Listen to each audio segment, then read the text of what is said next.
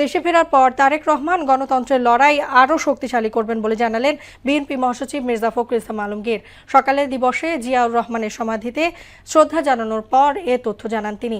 আর স্বাধীনতা বিরোধী জামায়াত এখনও দেশ বিরোধী ষড়যন্ত্রে লিপ্ত বলে অভিযোগ করলেন দলের স্থায়ী কমিটির সদস্য মির্জা আব্বাস। রাজধানীতে আলাদা অনুষ্ঠানে এসব কথা বলেন তারা। তানজিদ ভুঁইয়ার প্রতিবেদন।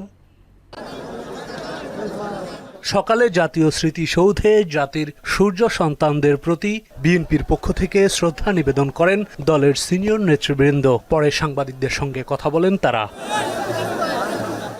৭১-এর স্বাধীনতা বিরোধী জামায়াত এখনও দেশ বিরোধী কর্মকাণ্ডে লিপ্ত বলে অভিযোগ করেন দলের স্থায়ী কমিটির সদস্য মির্জা আব্বাস। ৪৭ সাল, ৭১ সাল এবং এখন পর্যন্ত দেশের শান্তি কখনো কামনা করে নাই এবং করে না।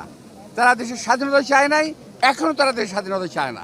তারা চায় এই দেশটা একটা বিপাকে পড়ুক, একটা ভালো খারাপ অবস্থায় চলে যাক এবং অশান্তিময় একটা দেশ থাকুক। এ সময় সুষ্ঠু নির্বাচনের মধ্য দিয়ে দেশে আবারও গণতন্ত্র প্রতিষ্ঠিত হবে বলে আশা প্রকাশ করেন স্থায়ী কমিটির আরেক সদস্য ডক্টর আব্দুল মঈন খান।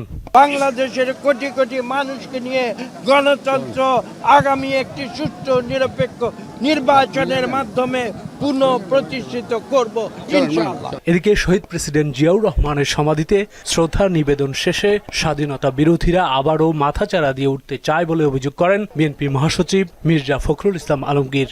আজকে স্বাধীনতার শত্রুরা যারা স্বাধীনতার বিরুদ্ধে অবস্থা নিয়েছিল, আজকে তারা আবার মাথাচাড়া দিয়ে উঠতে চায়। বাংলাদেশের মুক্তিকামী মানুষ, বাংলাদেশের স্বাধীনতাকামী মানুষ, বাংলাদেশের গণতন্ত্রের মানুষ তাদের সমস্ত ষড়যন্ত্রকে নস্যাৎ করে দিয়ে অবশ্যই বাংলাদেশের স্বাধীনতা সার্বভৌমত্বকে অটুট রাখবে। তবে দেশের মানুষ তাদের সেই চেষ্টা নস্যাৎ করে গণতন্ত্র প্রতিষ্ঠা করবে বলেও আশা ব্যক্ত করেন তিনি। গণতন্ত্রের প্রতিষ্ঠা করবে ইনশাআল্লাহ। দেশের স্বাধীনতা, সার্বভৌমত্ব এবং গণতন্ত্র রক্ষায় একটি অবাধ, সুষ্ঠু এবং গ্রহণযোগ্য নির্বাচন জরুরি বলে মনে করছেন দলটির শীর্ষ নেতৃবৃন্দ।